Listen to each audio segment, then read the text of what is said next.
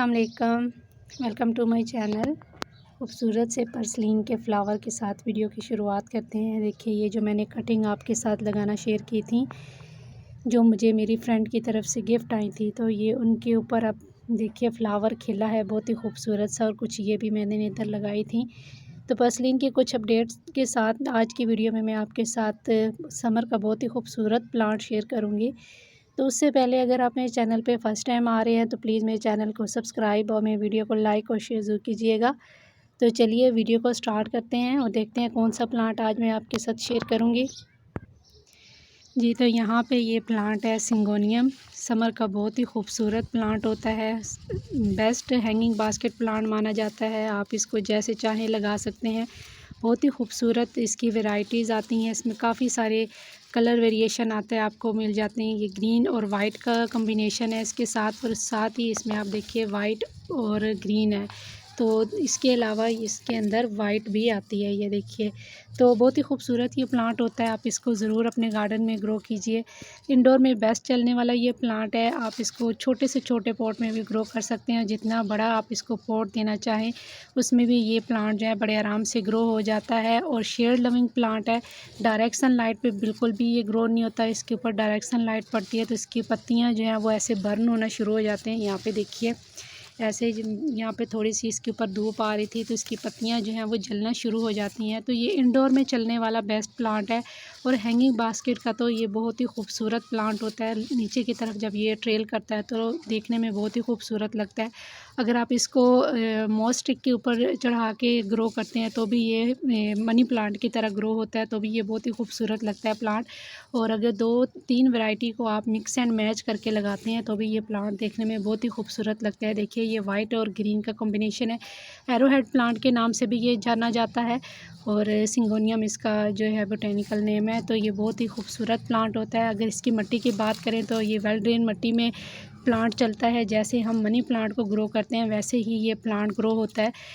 Leafy growth वाले जितने भी प्लांट होते हैं उनको जो है नाइट्रोजन बेस्ड या वो फर्टिलाइज़र चाहिए होता है। तो आप इस प्लांट को अगर इतना ज़्यादा फर्टिलाइज़र नहीं भी देंगे तो ये आपका प्लांट जो है वो चलता रहेगा। बहुत ही खूबसूरत ये प्लांट होता है। तो आप इसको अपने गार्डन में ज़रूर ग्रो कीजिए, देखने में बहुत ही खूबसूरत लगता है। अगर आप इसको मनी प्लांट के साथ ग्रो करेंगे तो भी ये प्लांट जो है वो काफ़ी खूबसूरत लगता है। अगर एक जो है कॉर्नर में पड़ा हुआ ये प्लांट जो है इस तरीके से पड़ा हो इंडोर में, तो देखने में बहुत ही खूबसूरत लगता है।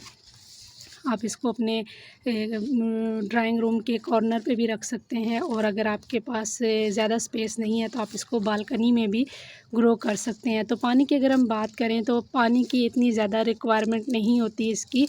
और आप इसको अगर प्रोपगेशन की बात करें तो नीचे आप इसके देख सकते हैं काफ़ी सारे पफ्स निकल रहे हैं, छोटे छोटे प्लांट ये नीचे से खुद से ही प्रोपोगेट हो जाता है प्लांट। तो आप इसके पप से भी इसको अलग कर सकते हैं, और इसकी कटिंग भी आप लगा सकते हैं। ये देखिए नोड एरिया से इसकी रूट्स भी निकल रही हैं, तो इसकी छोटी से छोटी कटिंग भी आप लगा सकते हैं। इसके अलावा इसको आप पानी में भी ग्रो कर सकते हैं, पानी में भी बहुत जल्दी इसकी रूट्स जो हैं वो डेवलप हो जाती हैं।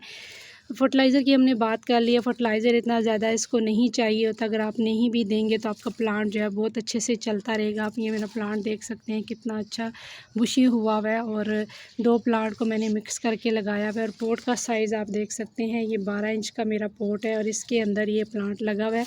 और इसको मैंने बिल्कुल ग्रीन नेट के नीचे रखा हुआ है, इसके ऊपर बिल्कुल भी धूप नहीं आती। शेड लविंग प्लांट है तो इसको मैंने बिल्कुल शेडी प्लेस में रखा हुआ है, ताकि इसको जो है इतनी ज़्यादा जो है हीट ना मिले। छन के यहाँ पे धूप आती है, ब्राइट लाइट आती है यहाँ पे, तो ये प्लांट यहाँ पे बहुत अच्छे से चल रहा है। तो जो इसकी ये वाइट वाली वैरायटी है ये भी आप देख सकते हैं, ये छोटी से छोटी स्पेस में ग्रो हो जाता है। चाहे तो आप इसको छोटे छोटे जो हमारी हैंगिंग बास्केट आती हैं उसमें भी आप इसको लगा सकते हैं। इसकी ये जो वैरायटी है जो वाइट वाली है ये शॉर्ट ही रहती है, ये इतनी ज़्यादा बढ़ती नहीं है, ये खुद से ही बुशी होते रहता है और पॉट आपका भर जाता है। तो आप इसको हैंगिंग बास्केट में लगा सकते हैं, देखने में बहुत ही खूबसूरत लगता है ये। और इसके अलावा मिट्टी की हमने बात कर ली है, पानी की हमने बात कर ली है। पानी की रिक्वायरमेंट इतनी ज़्यादा नहीं होती, जैसे हमने मनी प्लांट की देखभाल करते हैं बिल्कुल वैसे ही ये प्लांट ग्रो होता है। उससे भी जो ज़्यादा हार्डी प्लांट होता है ये इतना ज़्यादा इसकी केयर नहीं करनी पड़ती, बस आप पानी कम देंगे तो आपका प्लांट जो है वो बहुत अच्छे से चलता रहेगा। ज़्यादा पानी देंगे तो आपका प्लांट जो है वो ओवर वाटरिंग की वजह से आपके प्लांट की जो रूट रॉट हो जाएगी और आपका प्लांट ख़राब हो जाएगा।